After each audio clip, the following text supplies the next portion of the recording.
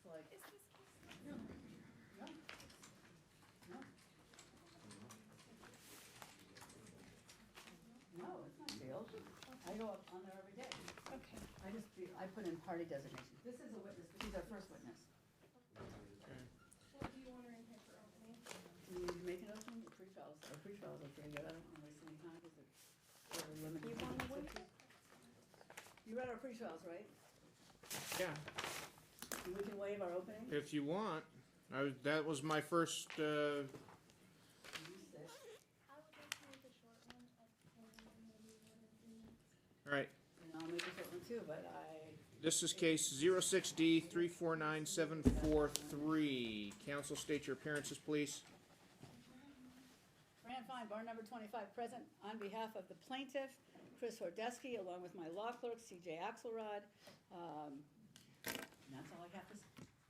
Danielle Dawson, bar number 11792, on behalf of defendant who is present. Okay, counsel, do you wish to make an opening statement? Well, I was willing to waive it because I think our pretrials are pretty clear. Your Honor, give me 1 second so I can put my thoughts together.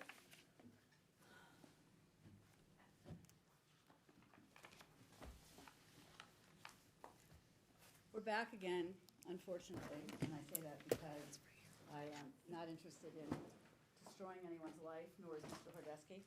The only reason we're here today is because we had a long, drawn-out trial a couple of years ago. We believed and we prayed that things would be different. Things aren't different, sadly.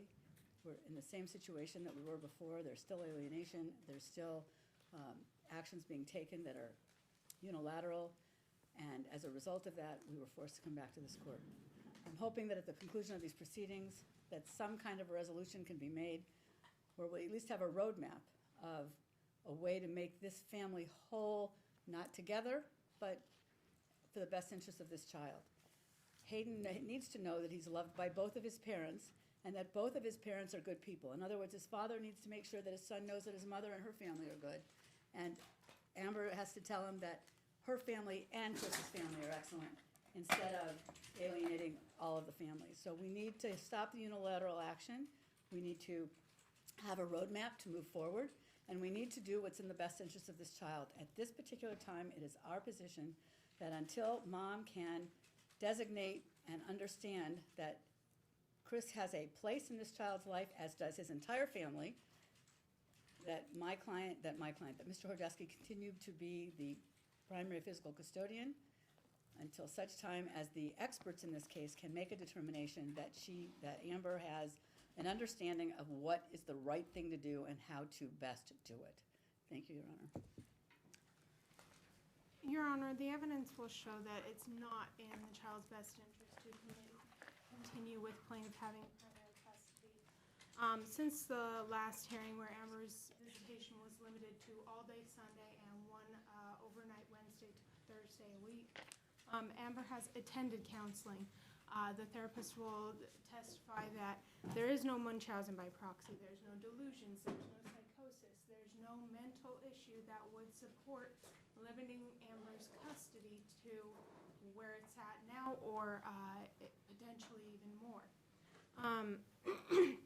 The therapist will also testify that there probably is some personality conflicts between plaintiff and Amber, as well as potentially plaintiff and the parenting coordinator. But the evidence will also show that after limiting custody, the child is doing poorly. He misses his mother extremely, and he's doing poorly in school. His grades have plummeted since the last school year. As such, it's not in the best interest of the child to maintain primary custody, or for plaintiff to maintain primary custody. As to legal custody, the evidence will also show that since awarding plaintiff or sole legal custody, he's used it as carte blanche to make decisions without informing Amber, without seeking any sort of input. He uses as justification to control the child's schedule, not only on his own time, but also on Amber's time. And he's used it as a mechanism to withhold information from Amber that is pertinent to this evidentiary hearing. And these decisions are made on a whim, and they're not necessarily what's in the best interest of the child. And such, we would ask that the parties be restored to joint legal custody. That is what's in the best interest of the child, per the witnesses that will testify today. All right, first witness. Katie Steinkamp, please. I do have two exhibit finders, one for the witness. All right, you can put one on the witness stand. And I And think that we have, we provided you our objections to the exhibits so that we know which ones are in and which ones are not.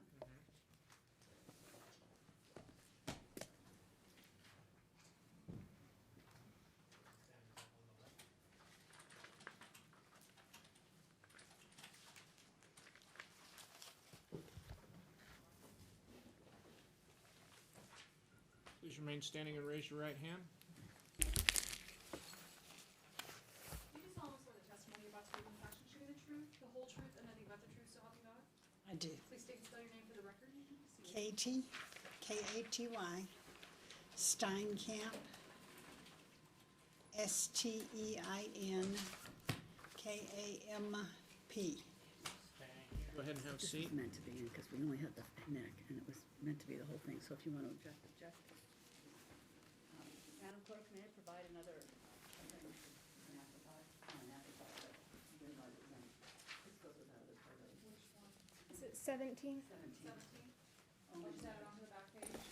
Please. And if there's an objection, I understand, but the picture was only of his neck, and it meant to be hard to I tell think who the person whole is. exhibit is objected to, I know. so if you can get one. Okay, great, I think thank you. Court's indulgence.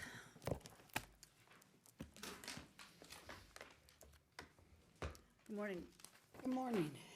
Would you state your name for the record? Katie Steinkamp. You already did that. I am so sorry. What is your Right. occupation, Mrs. Steinkamp? Pardon me? Is it Mrs. or Doctor or Is Ms. Ms.? Ms. Steinkamp, what is your occupation? I'm a licensed marriage and family therapist and a nationally certified parenting coordinator for the courts. Mostly I see private patients, but I do some court work also. Is that here in Las Vegas and Clark County? Yes. What is your educational background? I have an undergraduate degree in journalism, and I have a graduate degree from Boston University in counseling psychology.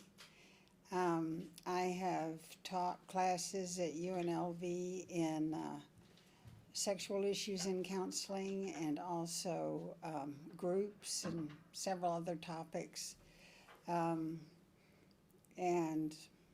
I generally do whatever interests me in the field. And Ms. Dawson and I have stipulated that you would be designated as an expert, so we don't have to go through the long dissertation. But I would like to ask you what licenses you do have. I have a license with the state of Nevada as a marriage and family therapist. It's Nevada license number 599. I am nationally certified as a parenting coordinator with, I can't even remember the name of the institution, but there's not a licensing for that in the state of Nevada, so I went and got some training.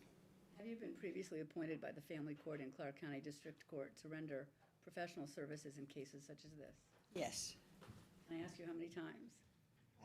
I started prior to 2000, so I've not kept, it would be interesting to go and look to see how many cases there are, but they're average about 10 a year. That would be 200. No, more than that, 240. Well, You've been that, 10 I years don't since always 2000. testify in court, I'm sorry, but I've had that many cases from the courts. Do you know about approximately how many times you've testified in family court regarding your professional opinion? Probably 2/3 of that. On those occasions, excuse me, strike that. Were you, in fact, ordered by this court in this case to provide counseling to Hayden? I was ordered by Margaret Pickard. To I perform was counseling? I was brought in as a result of Joe Velasquez moving her practice. Joe was the prior therapist for Yes, she Hayden? was the psychologist who was seeing him. And I was brought in by her over the weekend. It was very confusing to me. I was brought in over the weekend because Hayden had made some allegations of wanting to hurt himself. And Joe called me and gave me her opinion on the phone and said, I really would like you to take this case. And I said, well, I have to talk to the parenting coordinator. And so I called Margaret and we talked, and then I called Chris Horodesky and said, bring him in. I talked to Hayden on the phone a bit, and then I asked Chris to bring him in Monday because he was with him. And to do just an assessment of whether or not this child was suicidal.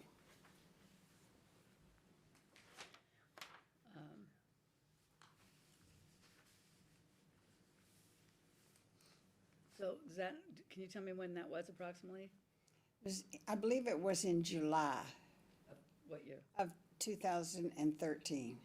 Directing your attention to Exhibit 11, which is in front of you in the plaintiff's notebook. And I believe that is.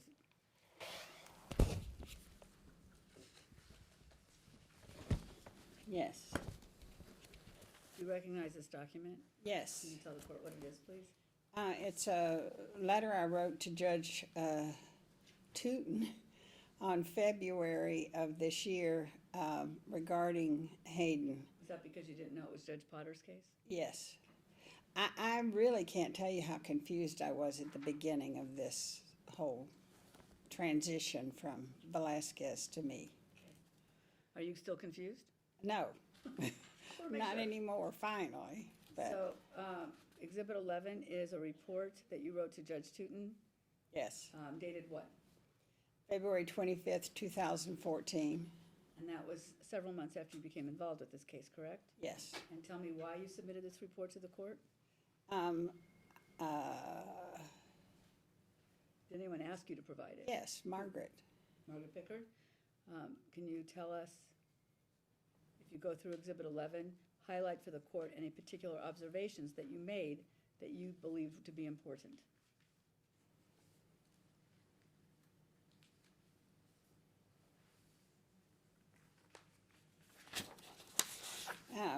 I guess the first one I would say is that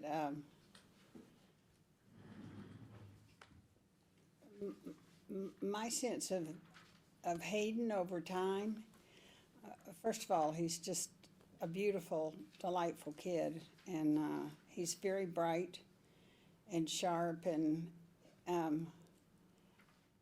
he I don't know how to say it because he's really appropriate for his age, but he does manipulate the environment he's in, and he was upset over that weekend. Back in July? Yes, and when he was talking about killing himself, he was, in my opinion, pitching a fit because his car had gone under the refrigerator and nobody would get it for him until Dad got home. And so he said, if I don't get a new car or you don't get me my car, I'm gonna kill myself. And of course, we don't ever want to dismiss when a child says that. And he has made comments like that before. I think Hayden has learned over time he can get pretty quick attention by saying things like that. So since that time until now, does he know that that's not appropriate, and does he stop that behavior to your knowledge? Well, to my knowledge, he has. He will come in the office some days and say, I don't like my life, or gosh, I'm drawing a blank. He says things like, Can you look at the second paragraph on page 2? yeah. Tell me if that's something that. Oh, yes, thank you. I should just stick to the book. Sometimes when he comes in, he wants to play, of course. And we have lots of games, and I want him to talk, and he doesn't like to talk. And I don't like to ask children directly at his age questions, because you don't really get very good answers. And it's kind of like not so, doesn't get good results. So we would play for a while, and I would ask him things like, do you know what I'm going to kill myself means? And he would say, he didn't want to talk about it. And he didn't know me, and I didn't think that was unusual at all for him not to want to talk about it. And I would say, well, we kind of talk about it. We have to talk about it for a minute, but we don't have to talk about it for long, and then we can play some games or something. And so he would say, well, he didn't mean it. He wanted his car. He wanted Laura to get his car, and he was mad at her. And I suggested to Hayden, and I have since then, I think he has a lot of problems going on in his life right now, and that it must be hard to be him. And I have seen him become emotional when I say that. It is hard to be Hayden. He loves his mom, and he loves his dad, and he wants things to be good between them. I'm going to direct you back, or we're going to be here all day. So Yeah. I need you to look at that exhibit, and I need you to tell me what observations, not all of them, don't give me a narrative, what observations that you thank made you. that you deem important. Okay, well, I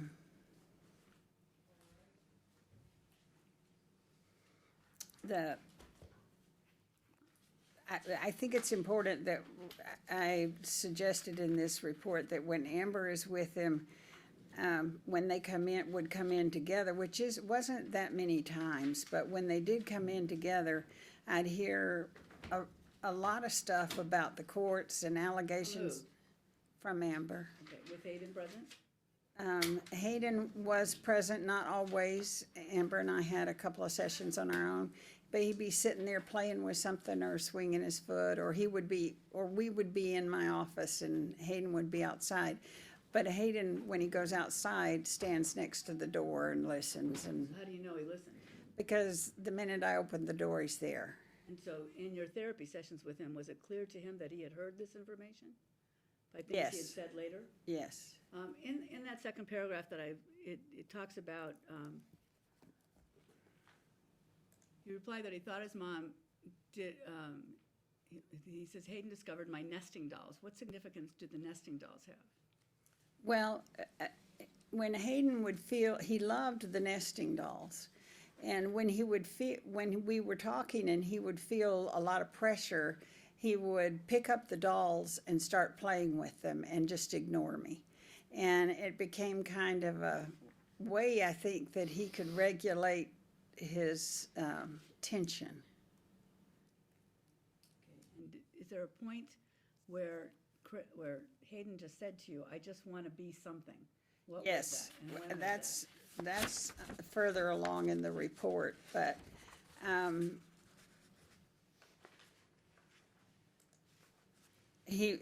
paragraph 2 on the next page, page 4,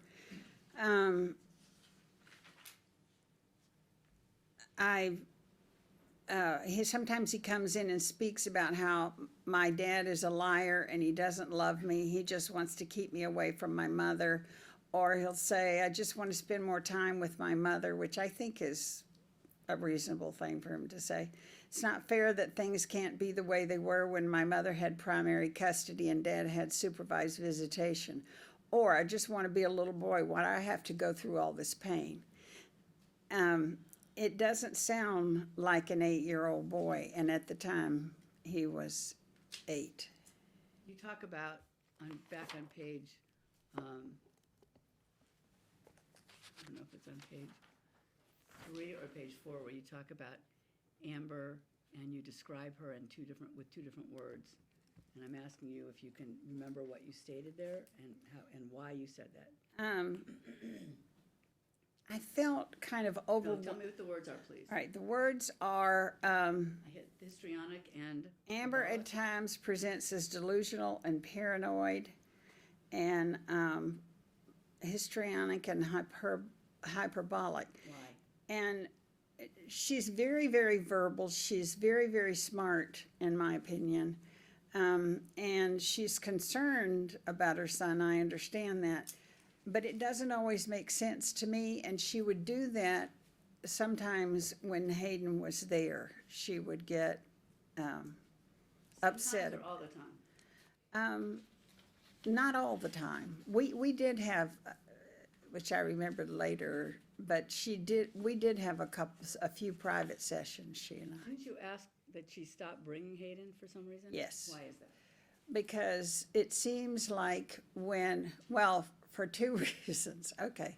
But it seems like she would, it wouldn't, the time when we wouldn't focus on Hayden much. It would be about Amber's disappointment or struggles with the court or struggles with Chris. Directing your attention, is there anything else in that report that you believe important that you need to tell the court about? Or the court can just read it for himself? I was really a little bit shocked when I got the paperwork from Chris about the burning the moles off Hayden's neck.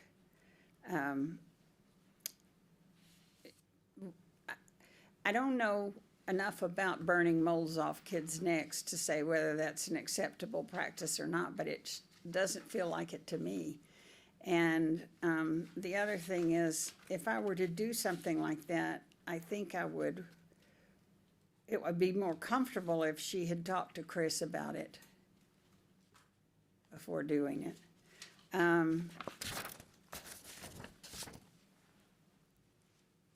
Let's see.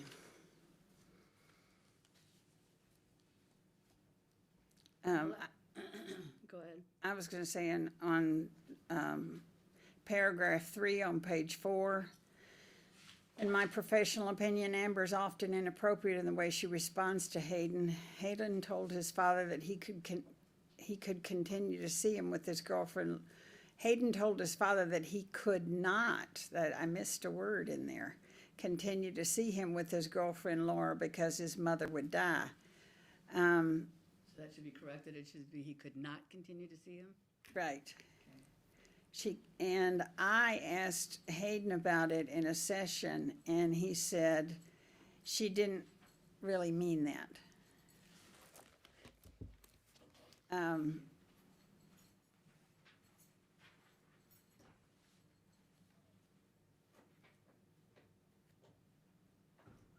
Go on.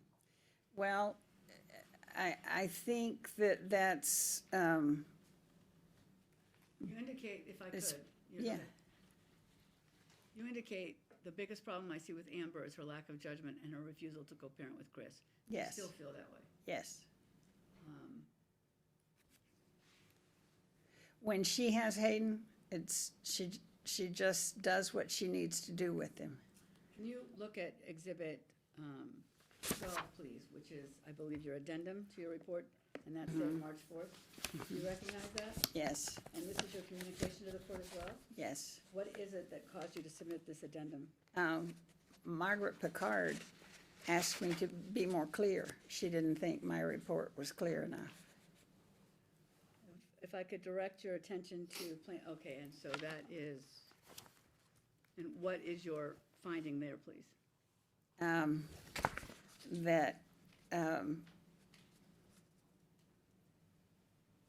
I think it would be beneficial to say my suggestion to the court more clearly. I think it would benefit the child if the father were the primary legal custodian.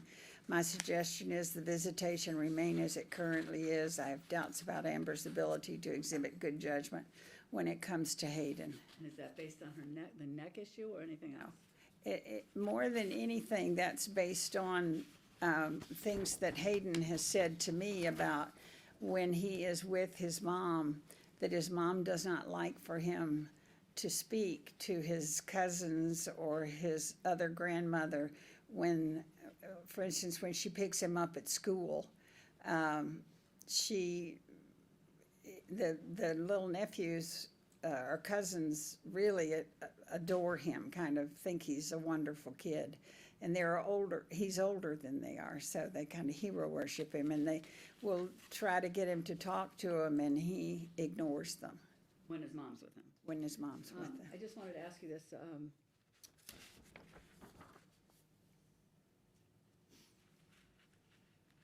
and did he tell you why he behaves that way? He says it makes mom uncomfortable or sad or something like that.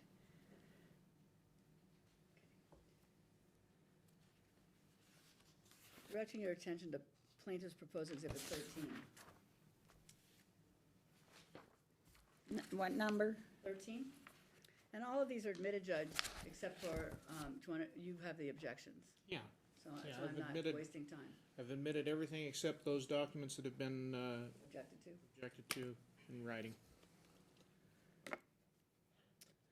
Okay. Can you identify the date of those written communications and the manner of communication? Was it email or text? or- It was,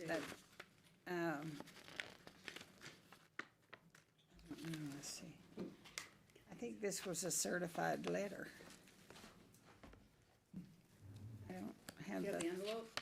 I think you yes, I could- do have the envelope in my,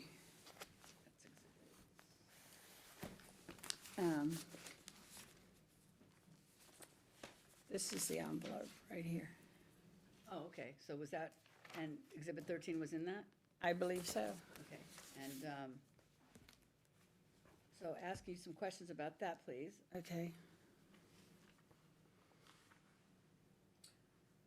Are you aware that in August of this year, Ms. Johnson sought to have you replaced by a different counselor? I'm gonna object. That's leading, Your Honor. Okay, I'll allow it, go ahead. are you aware? Yes, well, I am now. Well, because of what I said or because of something else? Because of rereading this paperwork that I have over the weekend, it was something I had overlooked, and I was kind of surprised, but that's okay.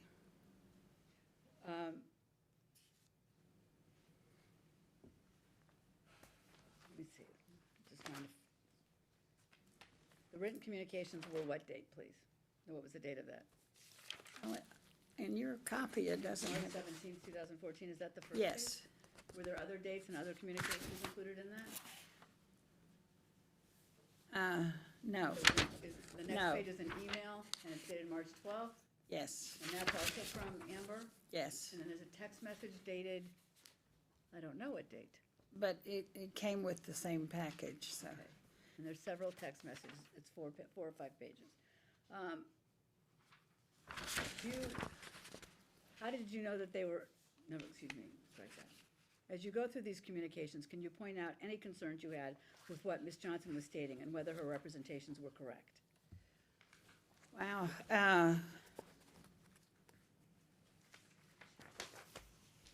Well, I was even kind of thrown back into confusion by them because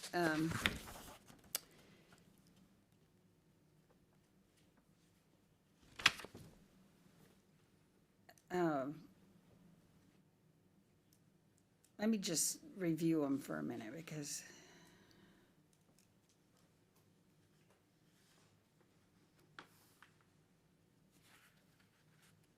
oh, yeah. I take as the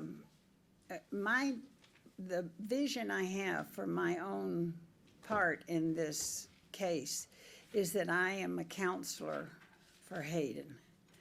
In the beginning, I was told by Margaret and mostly Joe, I think, that I was to provide reunification counseling with Amber and Hayden.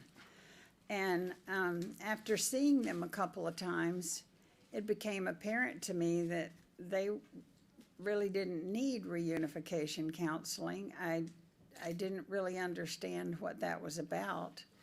So I talked to Margaret about it, and she said, well, you know, I'll see what we can do. I told Chris that he didn't need to come, because sometimes when Chris would come with him, it would be about, you know, we would have sometimes, actually one time we had a conversation in front of Hayden that wasn't appropriate, and I told him to stop, and it wasn't appropriate, and it didn't happen again from then on. Let me ask you this real quick and Yeah. then come back to that. Had you had those conversations with Amber when she'd start to discuss things and you'd ask her to stop because it was inappropriate? Yes. Did she stop? No. Okay, can you go back to where you were with it? So there's a place about, I don't know, 3/4 of the way down on the page that's the second page in this epistle, and it says, thus my insistence in requesting your receipt of the actual court-ordered reports for due diligence, and hope to avoid any bias which could be unfairly projected on our son or the father or myself as a result of unprofessional and unethical non-court-ordered Dr. Velasquez report. Nobody gave me that report when, Joe Velasquez gave it to me when she asked me to take the case. I said, well, I need something to tell me something about what it's about, and she gave me that report, and I read it. I didn't get it from Margaret Picard. Margaret Pickard, but that's okay. Pickard. I don't know why I keep used to do insisting the on same saying thing. Picard. So she introduced herself to me one day and then I knew. I did say to her that to Amber, that the first time I see a child, I don't really like to have a lot of information about them, because I don't want to be biased by what other people say. So, I didn't ask for a lot of information in the beginning. And I would call Margaret if I got stuck with something, but other than that, that was it. Any other concerns you had with what Ms. Johnson was stating and whether her representations were correct? So that was not correct. Anything else?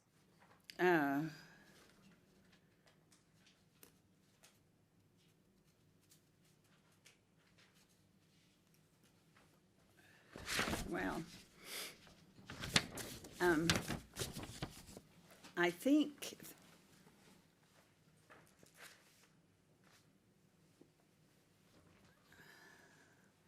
I don't know. I find the language in the letter is very aggressive and kind of a lot of little subtle allegations in it. Can you give me an example, please? For example, today I do hope there will not be any continued railroading that will continue to be allowed by Margaret or Chris and are resuming our permanent schedule, given that you have continually expressed no concerns with mother and minor child.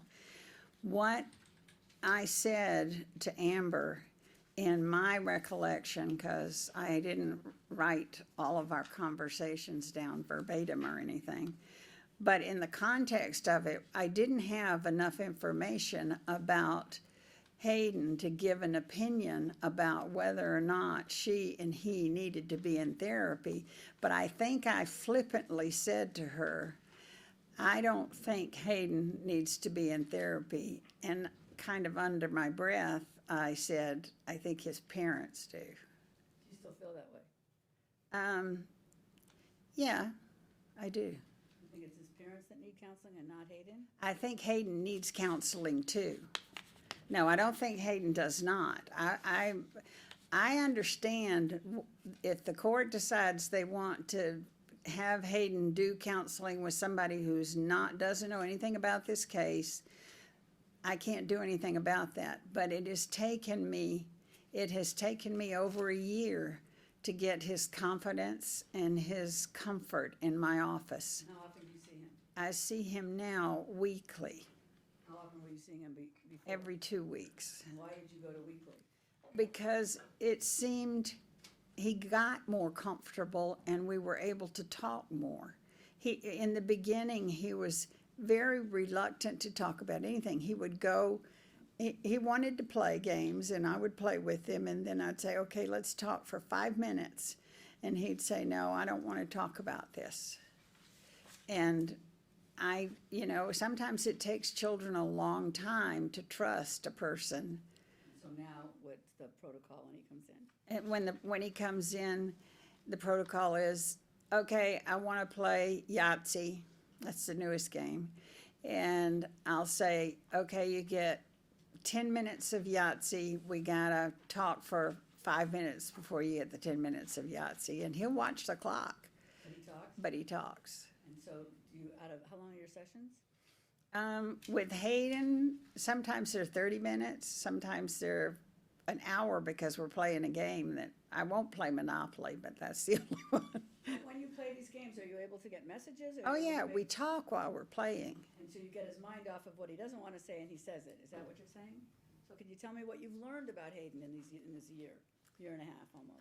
I have learned that this is one of the, I can't say it enough. He is just one of the sweetest kids I have ever worked with. And he's also very, very clever. He's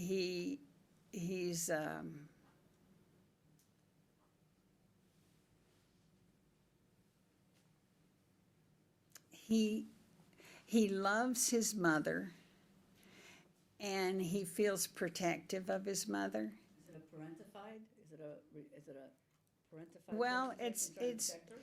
it's what we call in psychology, it feels a little bit like something called ego cathexis. Ego cathexis. Right. And what that is sometimes it happens with mothers, and it rarely happens with fathers, but it does happen with fathers sometimes. But moms, I mean, this is our whole life for our children when we have children. And when they're first born, their ego is submerged with moms because they're so young and so little, and they need they need the caretaker to be there for them, change their diapers, feed them, nurse them if they're nursing them, do everything for them.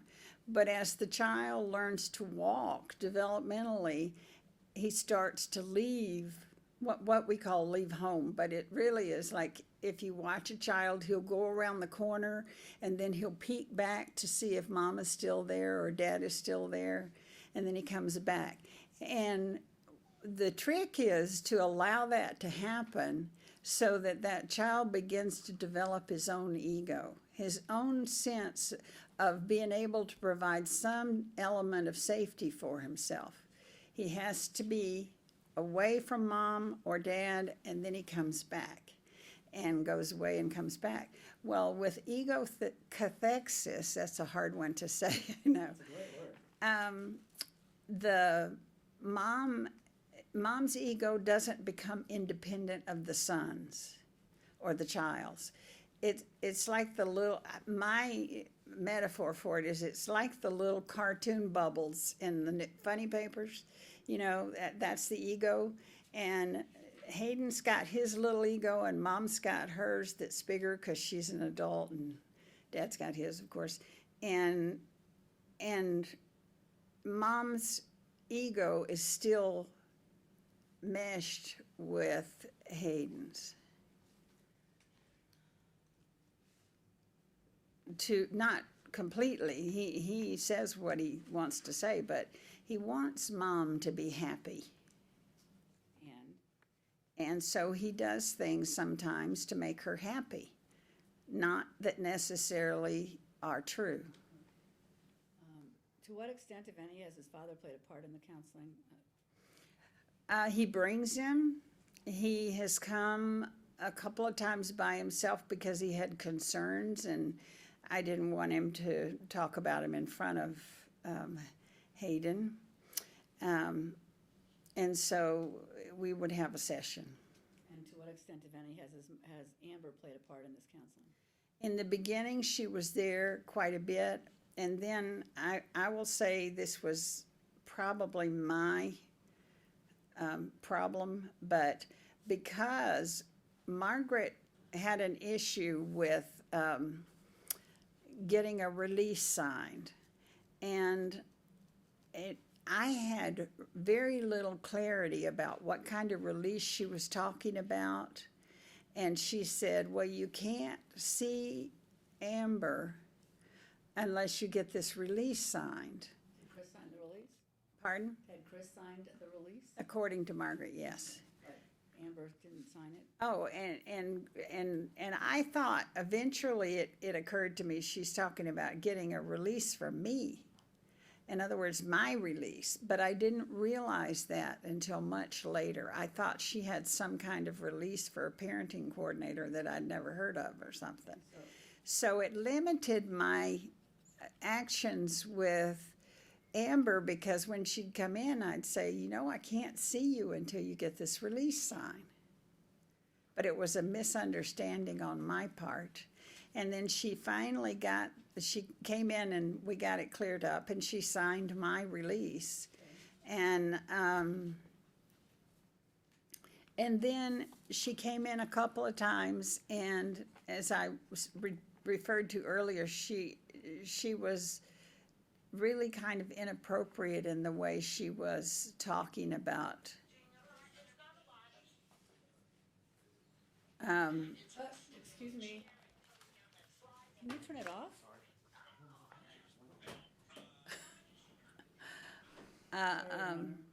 Inappropriate about talking about the court cases in front of him. She was speaking about the court cases in front of Hayden. And mostly speaking about Chris in front of Hayden. Had this been a pattern from the reports that you'd read in the past? Mm-hmm. Yes? Yes, I'm sorry. So, have you sought her continued involvement in the counseling, or did you tell her that you needed Chris to bring him? I told her, I don't even know that I told her it.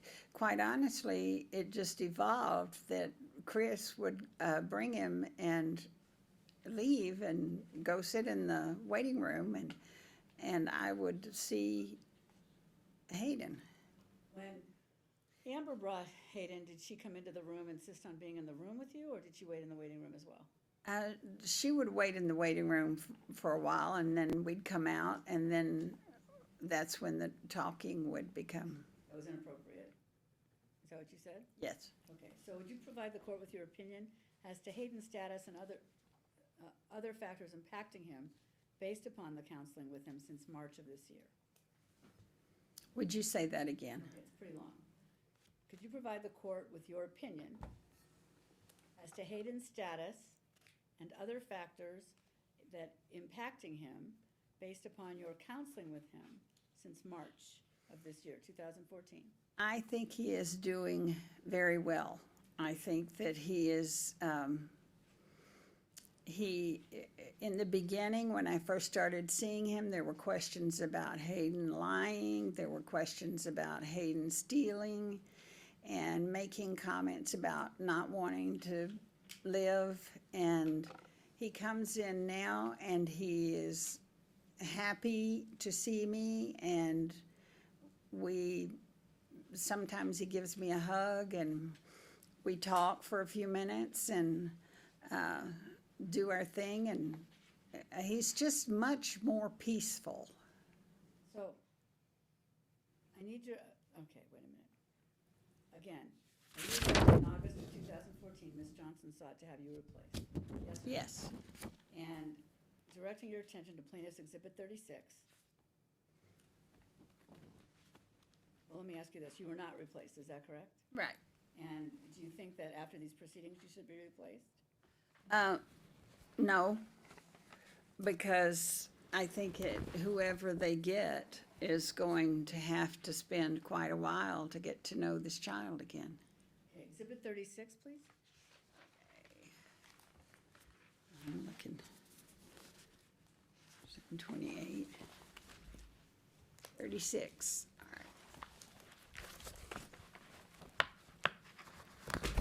right. Okay, Have you ever seen that? yes, it's a letter from Margaret to To whom? everybody except me. And what does it talk about? It talks about my response to Margaret was that I didn't think it was beneficial to Hayden to change counseling. And Who he's did you had, ever want to send Hayden to? I think it's Dr. Perlotta, Do you know how many therapists Hayden has seen over the years? quite a few. Um,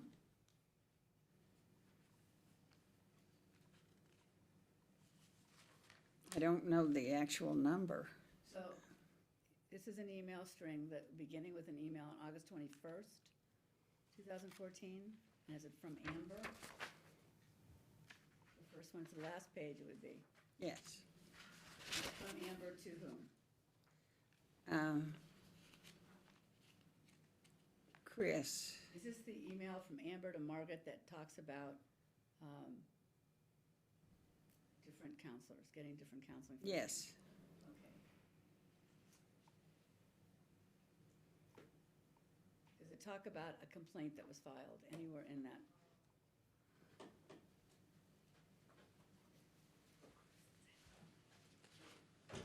On page, it's Yes. last paragraph, The number last, 4. right. What is the status on Dr. Carla Perlotta? Keep going. Replacing Mrs. Steinkamp, who has committed medical fraud and collusion, which I have to tell you infuriates me.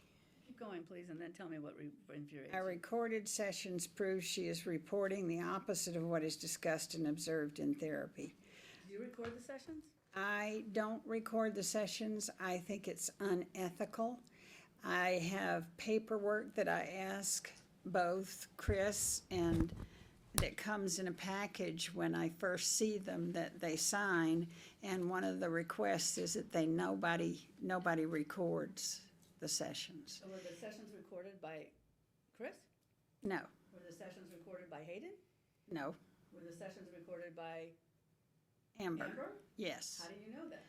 Well, because Hayden told me, his father suggested to me that there had been a recording device in Hayden's backpack. So Hayden, we have a pretty good conversation every now and then now, and I've said to him first, you know, it is really hard to be you. I want you to know I know that.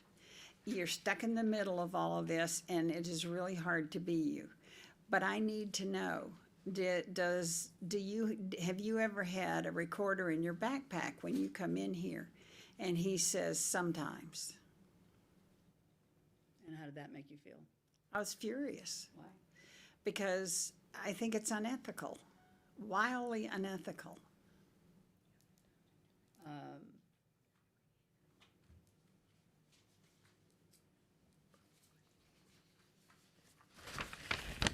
So is it safe to say, and if this is leading, Danielle, I apologize if I'm crossing, do you believe it's not, I mean, I think I'm beating a dead horse, but do you think it is beneficial for Hayden to continue changing therapists? No, Okay, I'm done that now. So, and you and Hayden have a good relationship yes. And I believe we do. now, and can you describe that relationship a little bit more fully, particularly as it relates to trust, and I'm almost done.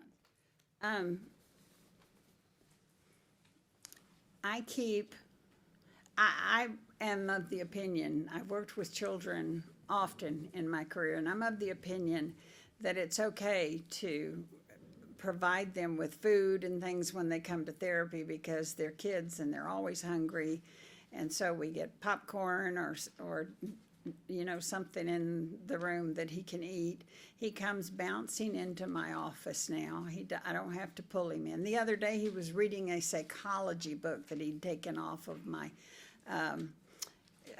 bookshelf. And I said, what are you reading? He said, psychology. I said, well, it says philosophy on it. He said, well, aren't they the same thing? I said, come in my office and we'll talk about it. So he comes in And I talked to him for a few minutes, and he says, I want to borrow it, and I'll come back and you can test me on the first chapter. I said, well, first read a little bit of it to me, because I think it's too advanced a book for you. So he read a little bit of the first chapter, and he did a fabulous job of it, even sounding out words he'd never seen before or didn't understand very well. And we laughed, and I said, okay, if you really want to do this, that's fine. And he said, and the other thing is, I want to be the therapist today, and you be Hayden. And I said, okay. So I sat there and said, what do you want to ask me? And he said, how's your life? So I just think we're comfortable with each other. And he trusts me. He trusts that I'm not going to tell his dad or tell his mom that I'm going, unless he's, and I've said that to him, unless you're going to hurt yourself, this is between us. I have a couple more questions, and one of them is, who paid for the counseling? Chris, Did every, Amber ever pay for the counseling? I have tried my best to figure that out, because I honestly didn't know how this was going to go until I got here today, or yesterday when we met. But Chris pays for it every time he comes. I believe Amber has paid some, but I don't know how much. What I can do is go back to my records and get it to you later, but I don't have it today. That's fine. I'll get it from Amber and from Chris. Okay. And my last question to you is, do you have an opinion as to whether or not either parent should be designated as the primary physical custodian or the joint legal custodian or physical custodian? Do you have an opinion? Yes or no? Yes. And would you be kind enough to give us that opinion? I believe that it should stay the way it is, with Chris as primary legal custody and mom with limited visitation. Why? Because I think Hayden does better in school and does better with, when he comes in to my office and he's just been to see his mom, he's angrier than he is at other times. And I don't pretend to be to know everything in the world about this child, but what he needs is a routine that he can feel comfortable with and is settled. You know, it's done, it's over with. Court's indulgence.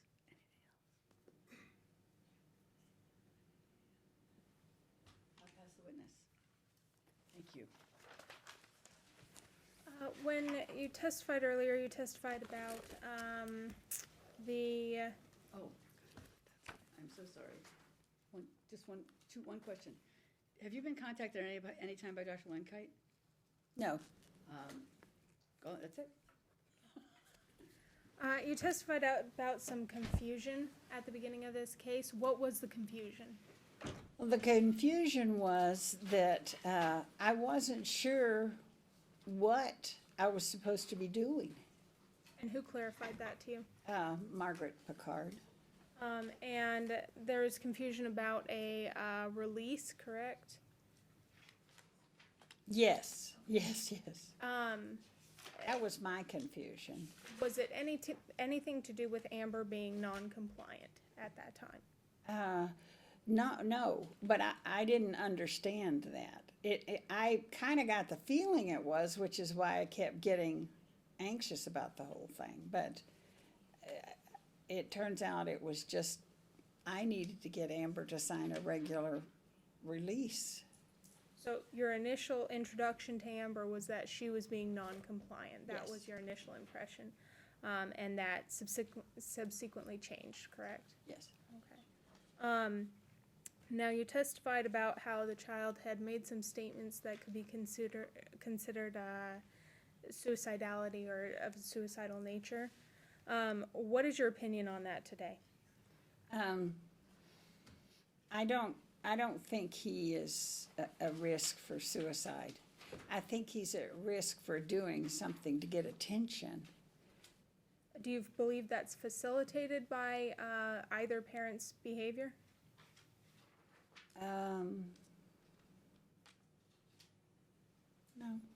No, it's just the child.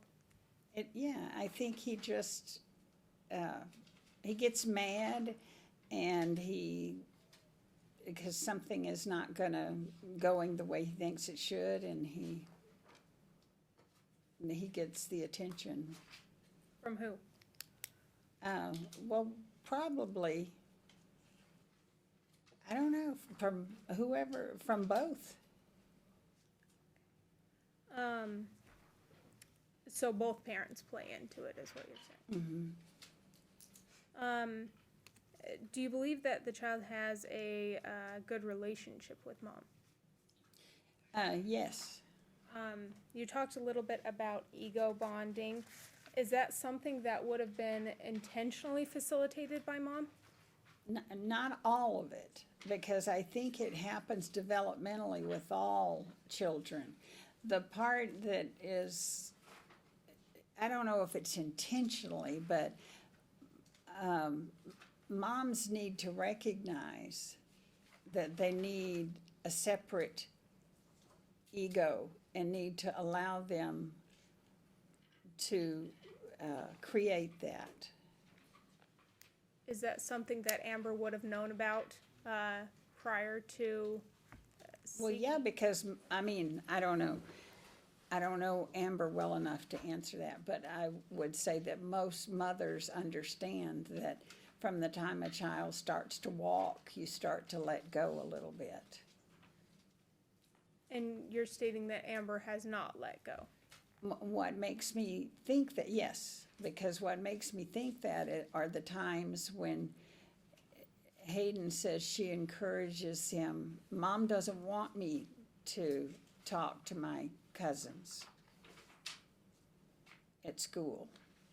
Mom doesn't want me to do things that Hayden would do if he weren't worried that it would make Mom unhappy or... Do you think this is something that was stated to the child or that the child has kind of picked up on? Probably both. And about what age does the ego bonding start to occur? The bonding? Or not the bonding, the cathexis, I believe you called it. Yeah. Well, it's not like well, it is too. Probably around kindergarten or first grade. Do you have any idea of what the party's involvement with the child was about that age? No. You don't know if dad was less involved, mom was more involved, anything like that? Again, I know this is important maybe to get an MO, but I tried not to ask questions because I'm admonable. But if we're trying to get a psychological study, it's up to you, Your Honor. Go ahead. I'm sorry, what was the question? The question was, do you have any idea whether either parent was more or less involved with the child around that time? I really don't. Well, actually, I'm thinking, I was trying to reread some of these reports last night to refresh me. I actually think probably Mom was. What reports were you reading? Just all these reports on this case. From your own notes or from No, other? from the court and from the motions and my reports to the judge So and this was everything else. pleadings that were filed by the parties? Okay. Do you recall who primarily those pleadings were filed by or no? No, okay. Can you, No. Sorry, I'm supposed to say that out loud, not shake my head. thank you. Now, you stated that you had some conversations with Chris that were inappropriate in front of the child, correct? Correct. Can you tell me what that conversation was, or conversations? We were standing in the office, I can't remember exactly the wording. We were talking about the court. He was talking about the court, and I said, I'll call you later. We need to not talk about this right now, because Hayden was in the room with us. And he stopped, and he called later, and we talked on the phone. Do you have any idea if Hayden was around at that time, or no? No, he wasn't. It was during school hours. Now, can I have you turn back to your report? I believe it was 11 in plaintiff's book. On page 3 of the report, and I'm gonna look in my.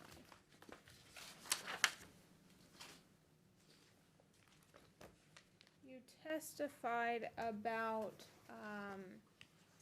some statements that the child had made about how if his dad continued to see Laura, and I just recalled this. No one in the courtroom, is anyone you're calling? Both the exclusion. Dr. Lemkite that you're calling. Okay. The Nobody else. exclusionary rule is in place. Can Yes. we have anyone who is testifying leave the Brad already took courtroom? care of that. Yeah, there's, nobody here's scheduled to testify. There other than- are a Right, right, couple Dr. people. Lemkite. Yes, there are a couple people that were on the witness list. I just wanted to make. Well, they won't Oh, be, they're not testifying. they won't be allowed to I testify I at this point in apologize. time. I just turned around, saw a couple people, and remembered that. I had Jeff, I had his brother on the, but he's not Exactly. testifying. Okay. And I apologize for that. In here, you state that Hayden said that his dad would die if he continued to see, or his mom would die if he continued to see Laura. Is that correct? Yes. Did Hayden tell you that information? Yes. He did. And when did he tell you that information? In one of his sessions, I was really upset by it. And so I asked him about it, and he shrugged it off and said, she really didn't mean that. Was it a previous statement he had made? Do you know if he made that statement at any other time? Oh, no, Chris told me he had made it. Chris stated it. Yeah. Hayden didn't tell you that. No. Okay. And then also on page 3, you state that, and I'm trying to find, Page 3 or 4? I think it's fax page 3. At the top, there's a fax transmission that says P3. That's what I'm. Oh, okay, yeah. I apologize.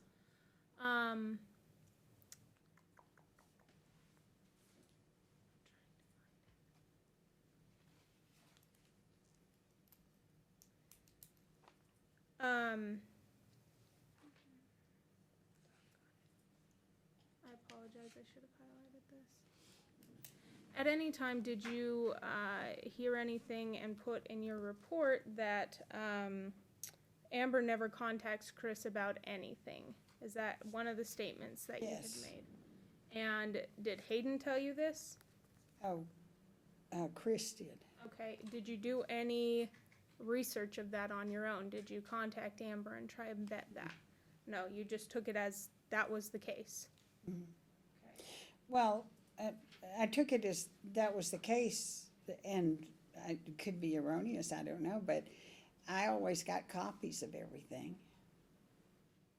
So you got copies of something where Amber, And usually I got texts that were sent, and I guess if the communication is starting from Amber, how would you know if she did not copy you on it? I wouldn't. So you're not sure if you got copies of everything? No, I suppose in that regard, no.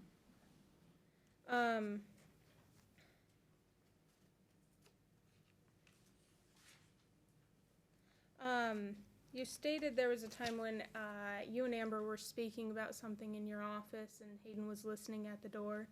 Was there anything that Amber could have done to prevent that listening? No. No. Is there anything that was done to prevent it from happening further? Yes, I told him he had to go sit on the sofa and I would check. And did that happen more than once, the listening at the door? Yeah, it happened when his dad would come in. So it wasn't just Amber's conversation that No, he would listen to both. You state in your report there was a burning issue with the moles or warts or whatever it was. Did you ever talk to Amber about that incident? No. Did you ever get her side of that? No. Okay. And then you did suggest contact between Amber's therapist and yourself in your report, correct? Yes. That contact never occurred? Do you have any idea who Amber's current therapist is? It's Linkite. Did you, when did you learn that he was her therapist? Last week sometime. And no one ever informed you prior to that? Okay. At one point in time, you stated that you were unwilling to have Amber bring the child, correct? Did you ever assume that she would begin bringing the child again?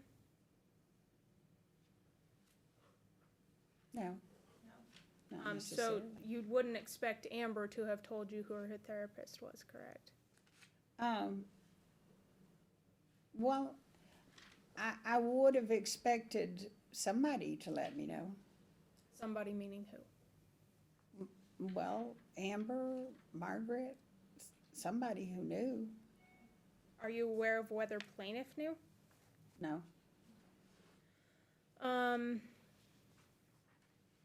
Throughout your therapy sessions with Hayden, did you ever provide input to Chris about his parenting, things he could change, do better?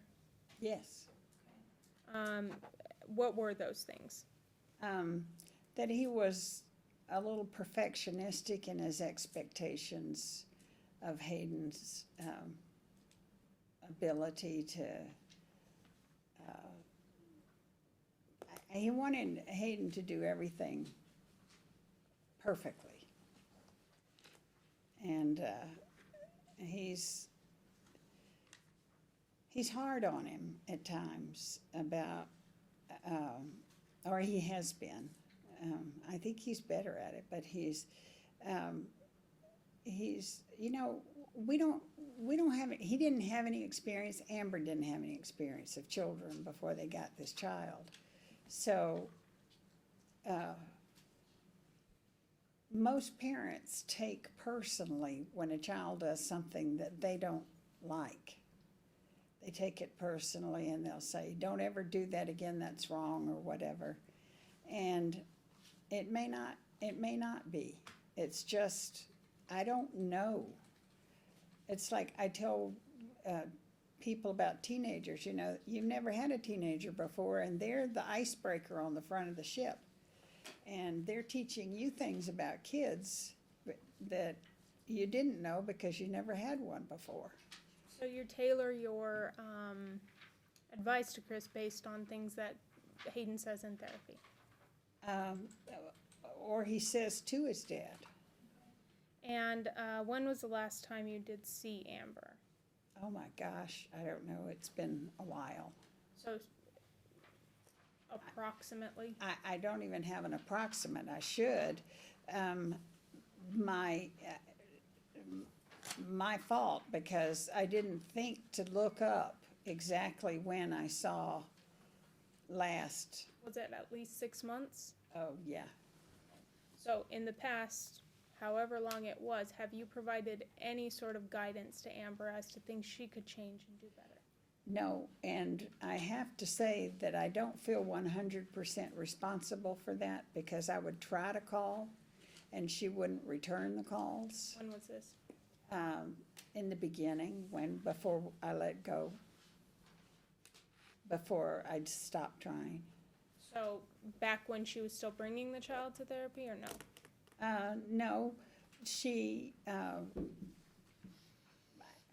I'd have to look at my notes, and I don't have that with me.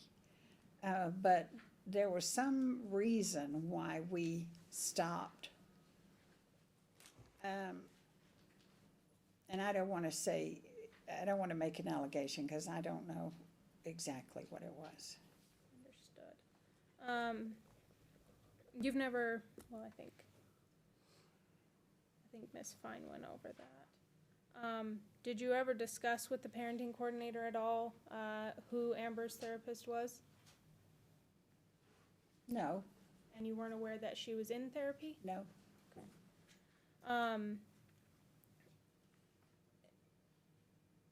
Now, you spoke about mom's interactions with Chris's family and how that caused some trouble for the child. He wasn't allowed to interact with certain members. Would you suggest that Amber should interact with Chris's family if there's conflict when there's an interaction?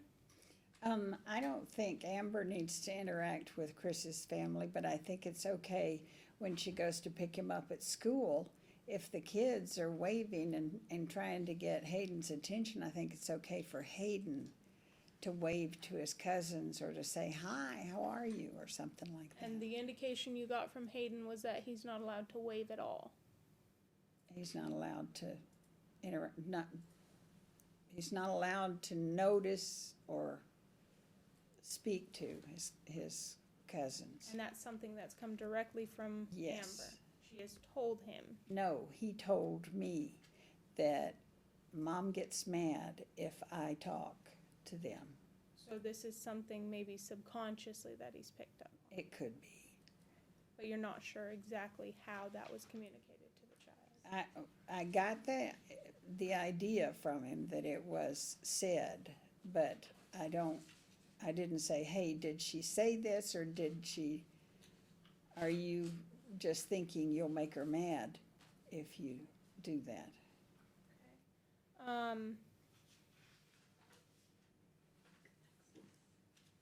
How is Hayden, you testified about how Hayden is progressing in the therapy, correct? Do you think that is due to his comfort level with you? Yes. That he now comes in and he's happy and he's at peace and things like that? And that wouldn't occur if he went to a different therapist? I think it would take them as long as it's taken me to get to where he would be relaxed with them.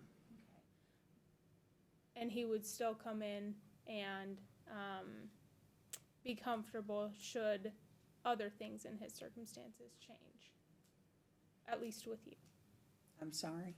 He would still come in and be comfortable and speak to you and open up to you if other circumstances in his life changed. I think so. Now, you spoke a little bit about how the father reported to you about the recording and you confronted Hayden with it, correct?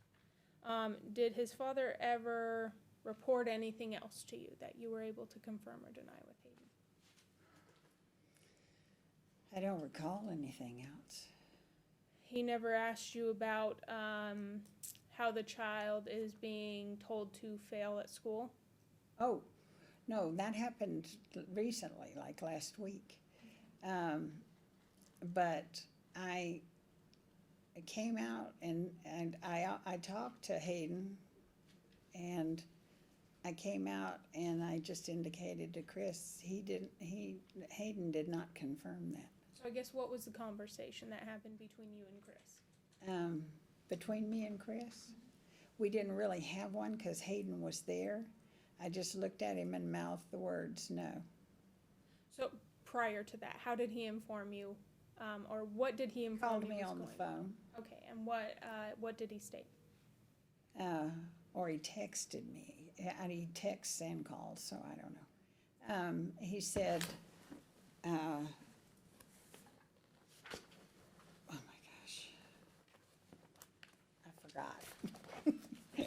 Did he state anything about the child's schooling? Oh, he said that Hayden told him, or told somebody, that his mom told him he was supposed to do poorly in school. And I said, well, bring him in, and because I'm not gonna say he told me that, he didn't tell me that. And bring him in and let's see if he has anything to say. And he brought him in, and we played a short game of Yahtzee, and I asked him my question. I didn't phrase it like that. I said, so, how's school going? And he says, it's great, it's it's fine. I said, do you think both of your parents really want you to do well in school? And he says, oh yeah. And I said, both of them want to? And he said, yeah, and that was it. You never asked him directly if mom ever asked him to do poorly? Not that you can recall? No. So plaintiff has told you things that aren't necessarily the case and asked you to vet them with Hayden, things that Hayden has said. When he doesn't ask me to vet them, I need to know if Hayden really feels that way and thinks that's true. So he tells me something and I'll check it out with Hayden, because I want to make sure that's, if it is true, we do something, we talk about it and we get some idea. Because I'll say to him, do you know what's good and what's bad and what's right and what's wrong? And he'll tell me yes, and I'll say, well, what about this? Is this good? Or, is this a good thing to do or not so good thing to do? And so I see him because I want to help him kind of through some of that. So plaintiff tells you the statements as if they are fact, and then you choose to vet them. Yes. Now, when did you come to the conclusion that plaintiff continuing primary custody was in the best case, or in the best interest of the child? Well, I struggle with this, and I'll tell you why. Because in the best of all possible worlds, they would have joint custody, and Hayden would stop being in the middle. But going over the records that I have over the weekend, I don't think necessarily that they can do that. It's been a long time. You said to me the other day, they've been in court since Hayden was practically born. And I don't see a whole lot of change. Did you ever express that joint custody would be in the best interest of the child? To whom? To me. Yes. And when was that? 2 days ago. On Friday? Mm-hmm. 3 days ago. Over the weekend, you changed your position yes. completely. I didn't change it completely. What I said is, I think that it needs to stay the same. I believe it needs to stay the same until these two people are able to parent. And what's your together. impression of what their current custody order is? My impression? What do you believe their current custody order Their is? current custody order is that Chris has primary medical and primary physical, and mom has Sundays and every other, I don't know, Saturday or something. I can't recall it off the top of my head. No further questions. Therapy was not for Amber or Chris, was it? No, It was for Hayden, isn't that right? right. So, Dad discussed inappropriate things with you, was your testimony, I think, and you told him to stop. Yes, He did, is that correct? yes. Amber said inappropriate things to you when she brought Hayden. Did she stop? No, Is that why you asked her to stop coming? stopped bringing Hayden. Yeah, it was partly.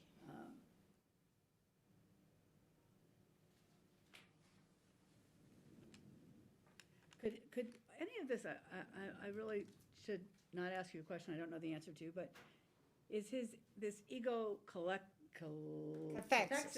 I'm sorry I even could this brought it up. be, based upon the fact that Danielle opened it up, the fact that the first few years of Hayden's life, he never spent the evening, the night, away from his mother. And so since she opened it up, and when he started to get overnights, he had this attachment to his mom, and it was hard to break. Do you think that he's making up the fact that it hurts her to see him hug his father, or it hurts her to see him hug his cousins as they're leaving, to pay attention to anyone else when they're together? I don't think he's making it up. Do you think that she's told him that?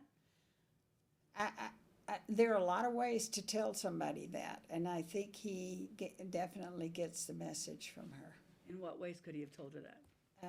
She could just be upset every time he does it. And then the question about whether or not mom should have advised us about therapy. Is it important that you have talked to Dr. Lenkite? Did you need to talk to Dr. Lenkite? Did you think Dr. Lenkite should have contacted you? I would have liked to have talked to him, but it wasn't essential. I mean, Okay. That's all I had. Just one further question.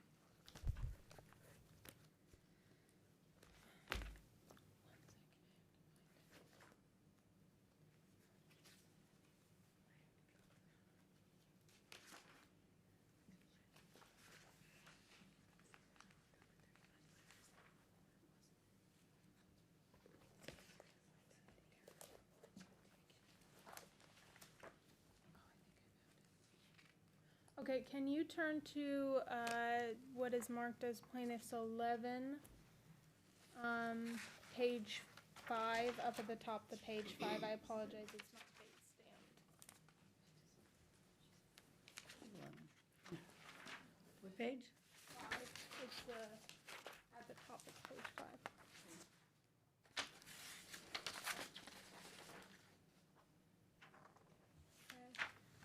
In the middle paragraph, it says, the third paragraph down, about middle of the paragraph, it states, her therapist should be new to this case to prevent contamination from past allegations. The therapy from Amber should be supplemented by occasional contact between the therapist for Hayden and the therapist for Amber, or other individuals that may have independent knowledge of the mother's therapeutic progression, in order to provide the child's therapist with accurate and reliable feedback. Mm-hmm. And that's your report, correct? Mm-hmm. So you do suggest that there should be contact between you and Amber's therapist? right. This was in February. I didn't even know if she was in therapy or wasn't. But I generally make that request in reports because I think that working with the child, it's important to know what's going on with both parents. So this wasn't something that was specific to this case? You typically request that the parents seek therapy and that the therapist communicate with you? Yes, I don't typically, but I do it frequently when it's high conflict. Do you suggest that both parents seek therapy? Yes, So your suggestion was that Chris should seek therapy I as well? said that to him. Do you have any idea whether he did? I believe he did. Thank you, no further questions. Anything else, Ms. Fine? No, I thank you very much for your time. Briefly, Oh. before you leave, I just want to make sure I heard you correctly. Earlier, you had testified that you observed inappropriate communications between Mom and Hayden after your sessions Yes, were done? yes. Can you give me an example of what type of? Well, it would just be discussions of the case. And this would happen immediately after your session with the child? Is that yes? Yes, yes, Your Honor. All right. And were they, I have to just expound on that, were they offensive towards the other parent, or what were they about? And they were about the court case, and they would be something about Dad. That was negative? Negative, I mean, if it was Yes. negative, it was okay. yes. Was there ever anything positive said? I'm sorry, Judge, about the other parent by mom? I don't believe so. Can we just get a quick clarification? Please. That was between mom and you, or mom and the child, Mom and me, while the child was present? yes. All right. Thank you for your time. You are welcome. I leave these here. Yes, please. Were we going to attempt to admit 11, 12, 13? I would like to admit 11, 12, and 13. Do you have any objection? No. 11 wasn't, 12, 13. I think 11, 12. was in. 9, Well, 11, 12, and 13 were all objected to, and those are the ones that we Right. covered. There's no objection. In case Ms. Steinkamp All right. didn't testify. So 11, 12, and 13 are now admitted. right. And what else? 33? Oh, that's not yet? It was a 30-something. I'm sorry we took so much of your time. All right. Do we want to take Dr. Linktide out of order at this time, or? Can I find out if Mr. Hungerford is out there? He has to get back to school. but, Yes. And Yeah. Dr. Lankett, you have to get to work, I know, but I'm trying to figure out who's everybody. Yeah, quickly.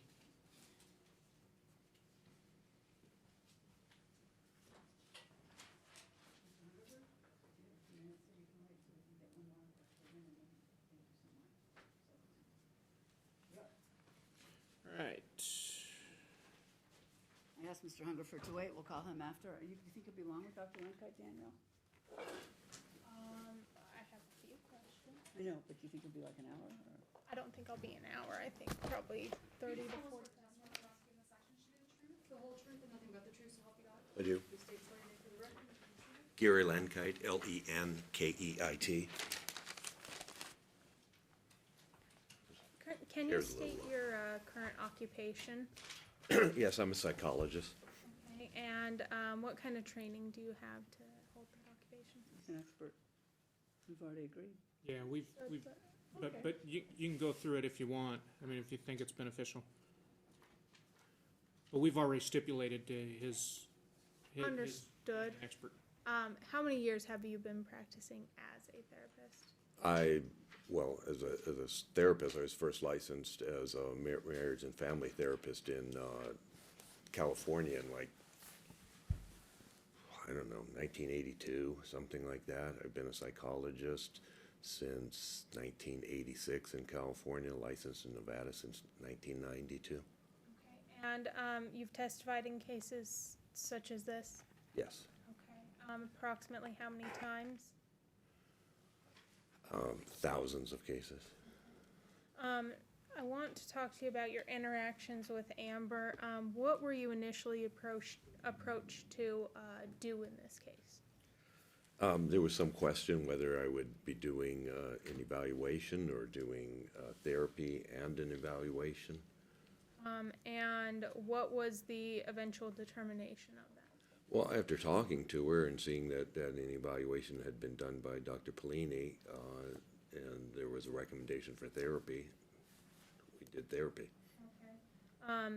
And so the basis for your not doing another evaluation was that one had been done? One had been done, and I didn't have any further questions from that evaluation that further evaluation would be necessary. You didn't see anything suspect with the previous evaluation to make you think it wouldn't be valid? Covered a lot of things. It was like 75 pages long, so, yeah. Okay. And how long did it take you to make the determination that an evaluation wasn't necessary? Basically, around the end of the first session, beginning of the second session. How many sessions have you had with Amber since the initial session? 14 total sessions. And Over how long of a period of time were those sessions held? I began seeing her July 7th, 2014. Did you review any reports of previous therapists that occurred prior in this case? I reviewed, well, I looked at none of her therapists, if that's the question. I just reviewed Dr. Polini's report that was about Amber. Did you review any other reports? I looked at Dr. Velasquez's report. I looked at Nicholas Ponzo's report. There was a letter from Melissa Kolodner, Dr. Kolodner. Reviewed that. So, to your knowledge, were you given all of the previous reports in this? To the best of my knowledge, yes. And did any concerns with were there any concerns posed through those reports that you kind of focused on? Well, most of the reports were about from therapists for Hayden. The report from Dr. Polini is what I was looking at in terms of what he saw as the issues to be worked on. Were the reports from Hayden's therapists, did they concentrate on any concerns with Amber's behavior? I don't recall any of the real specifics from That stuck that. out to you? Were you aware of any concerns with Amber's behavior that were being made through the court process? I was. And I don't mean to object, and I don't mean to be obstructive in any way, but most of these reports were prior to 2013, isn't that correct? I mean, Your Honor, and that would be, and I have no problem with that. I just want the court to be aware I understand. that they're not from these proceedings. I got it. Yes, I think that they were from, I'm not sure if you're asking the question, no. No, I just was asking the court for But, clarification. yeah, they were before 2013, Um, or in 2013, yeah. Through any of the documents you've reviewed, were you aware of any concerns, psychological concerns that were being posed that Amber suffers from? I was looking at mainly Dr. Polini's report and what he had to say. Now, what were the initial goals of the counseling with Amber? Well, one of the first things I noticed that each time she went to court, and I addressed this with her, that each time she went to court, her amount of time that she was spending with her son was less. And I said, we need to figure out what it is that you were doing that is causing that. There's got to be some reason for that. We need to look at what you're doing and what could be changed. We started focusing on her ways of communication and how she makes her point with things, how she communicates with others, how she comes across. Was there any specific people she was communicating with that were of concern? I wanted to make sure she understood the parenting coordination process, and that this could be an assistance for her in terms of co-parenting with Chris.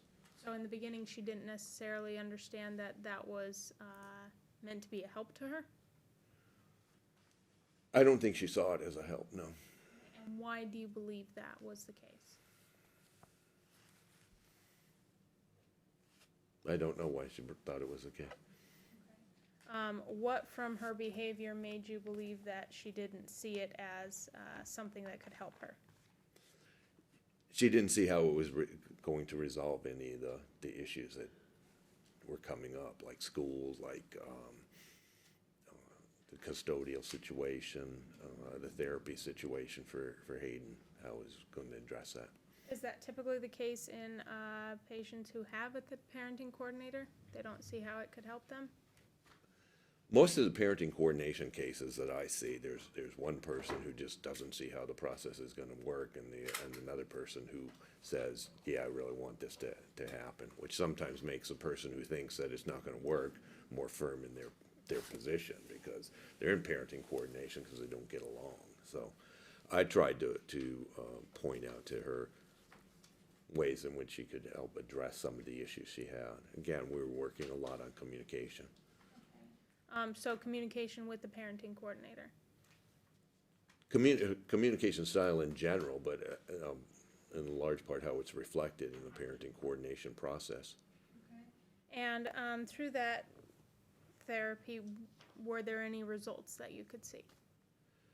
Yes.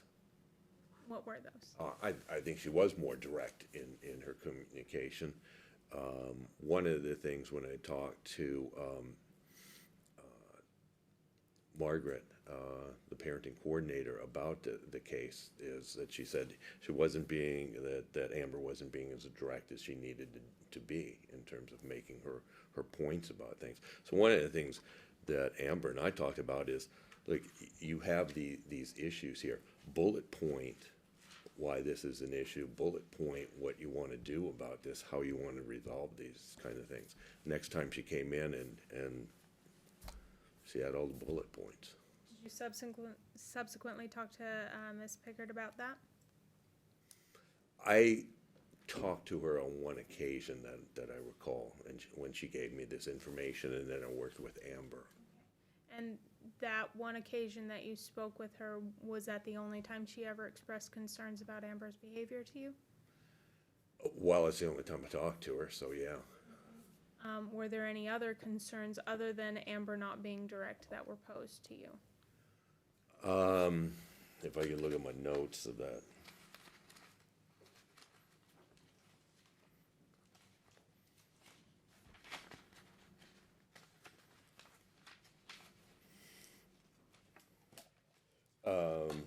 There was a point that she made that Amber didn't understand how her behavior from the past was impacting the current situation. That Amber had been seen as showing quote-unquote odd behavior by showing up to schools and things like that. So we just discussed those sorts of things too. You and Amber did? Yes. And what solutions to those issues from the parenting coordinator were posed? I'm sorry? What solutions did you pose to Amber to remedy those problems? A lot of what we did was coming back to being direct in what she wanted to say, being direct and to the point on what it is she wanted, why it is she wanted something, the reasoning behind those sorts of things. Do you believe that Amber does have a conflict with the parenting coordinator? I don't know if she has a conflict per se with the parenting coordinator, but in further discussion of parenting coordination, she has some problems with the process, seeing that in some ways as keeping her and Chris from resolving issues because they don't have to talk directly to each other. They can go through a parenting coordinator. And the point that she has made with me several times is, how are we going to talk if we're going through another individual? If something comes up and it goes directly to the parenting coordinator without us discussing it or resolving it, how are we going to be able to do something like that? Do you believe that is a concern in this case? I think she makes a good point. I don't know that that would be the case, that every minor issue would become something that shoots off a bunch of emails to a parenting coordinator. Has she given you examples of when that happens? I think she did. I You don't can't recall any real specific ones. Does Amber, through the therapy, has Amber posed any problems with the school that the child's currently attending? Well, the school, and I talked to the Ms. Pickard also about this. The school, my understanding is that it's inconvenient for both parents. It's quite away from both of them, and it's not in their zones either. So one of the discussions that I had with Amber was about what were some of the other alternatives, look at other alternatives and give the reasons why those would be good alternatives. And she came up with quite a few places that she saw as good alternatives for Hayden for Do school. you know if those alternatives were ever posed? I don't know where those stand. Now, are you aware of any conflict with plaintiff's family that Amber has? Yes, Are you aware of that, whether that impedes into the school issue at all? well, she talked about going to pick up Hayden from school and that his cousins would be present, his aunt and uncle would be present, and she was accused of not allowing Hayden to talk to them or say hi to them or those sorts of things. And was it simply waving from afar, or was it something more interactive? I thought it was more going up to them and saying hi.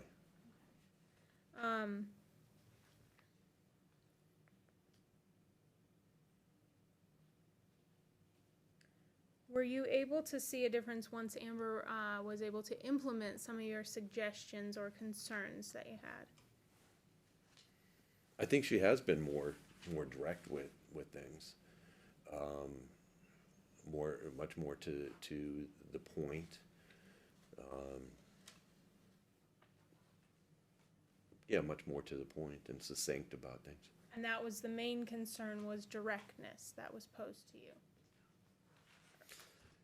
Directness, yes. Has Amber participated in therapy to your satisfaction? Yes. Anything impeding her ability to participate at all? No. She showed up to sessions. Yes. She's taken advice when you've given it. Yes. And what are your current impressions of Amber? In terms of, Her ability to work with others. I think as long as she continues to be direct about things, her ability is improving in terms of working with others. I have at times had concerns about her being frustrated, but more of my concerns were signs of depression at times that I'd see in sessions, because just feeling down about the whole process. And what do you believe that depression is due to? I think it's situational. What situation specifically? I think this is a difficult situation for all parties involved when you're in court about custody, about children. Okay. You're aware of the history of the case? Somewhat. I know it's gone on for quite some time, yes. And what effect could that have on a person? Can cause anxiety, could make a person depressed, frustrated. Okay. In your opinion, does Amber suffer from any forms of psychosis? No, No Munchausen by proxy? no, Paranoia? no, Delusions? no. You heard Dr. Steinkamp state that she, I believe she termed Amber as histrionic at times. I think she used hyperbolic. But do you see that in Amber at all? I don't see her as histrionic. I'm not sure what hyperbolic in this particular context would be, so.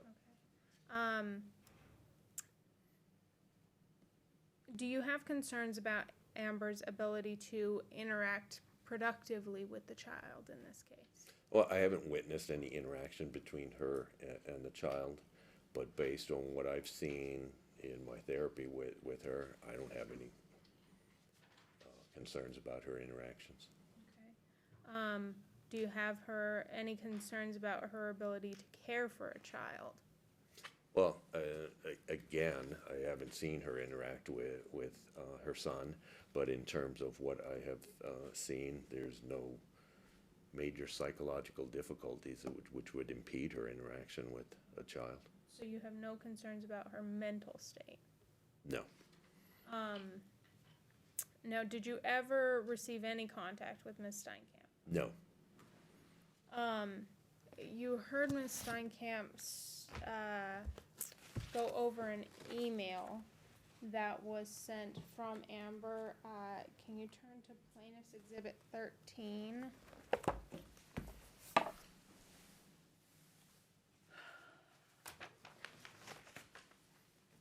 And on the second page of the exhibit, there is I think it's a letter. What are you talking about, the letter or the email? It looks like There's an email at the top, but it's clearly a shot of something. I think it's a letter, but I'm not sure. It's the second page, either way. It says, "Good morning, Katie." No, it says Hayden has been subjected to.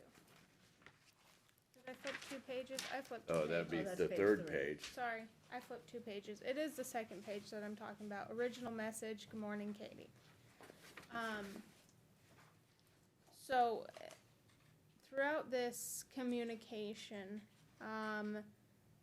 Amber is talking about doing due diligence, preserving non-bias, things like that, and this was addressed to Ms. Steinkamp. Objection, Your Honor, before she asks any questions, has he ever seen this document? And does he need an opportunity to review it? Lay a sufficient foundation. Well, I would ask him. Okay, go ahead. All right. Can you read through at least the first page of this, or the second page of this?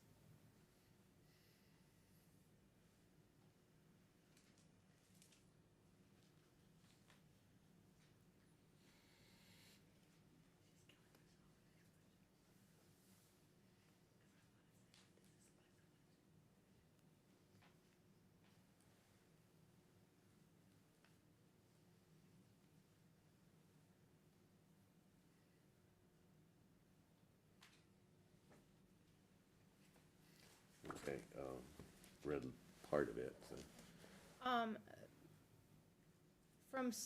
In your opinion, when someone has been dealing with the court process for the past 8 years, would you believe a reasonable amount of suspicion would be appropriate for someone who a party doesn't necessarily believe is on their side or advocating for the child? Yeah, in a contentious situation, people get suspicious. Do you believe that could have at least assisted in the preparation and sending of this email? Oh, that a factor in that? Yes. Do you believe that was a large part in Amber's preparation of this email, from what you've read? I think it could be.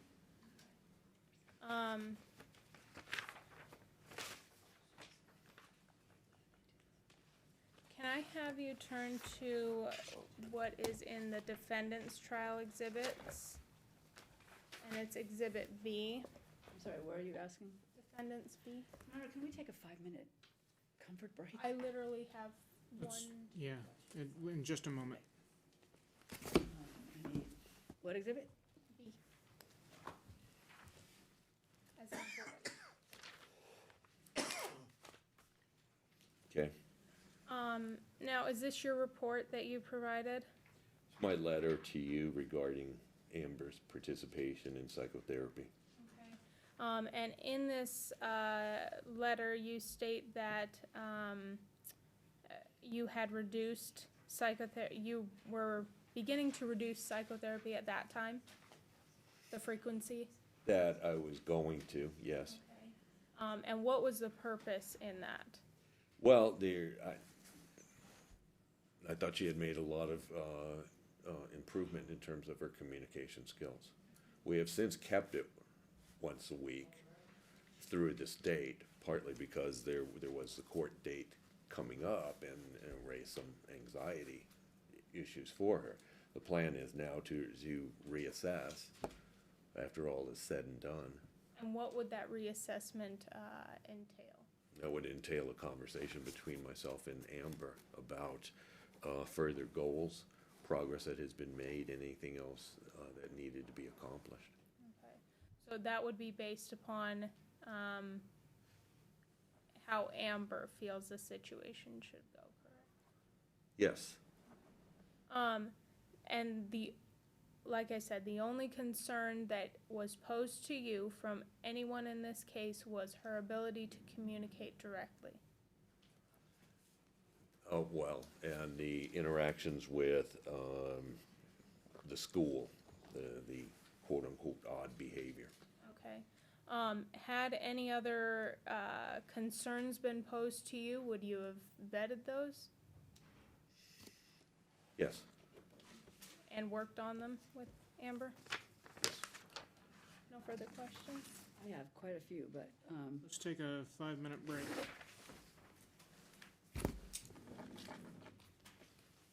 thank you.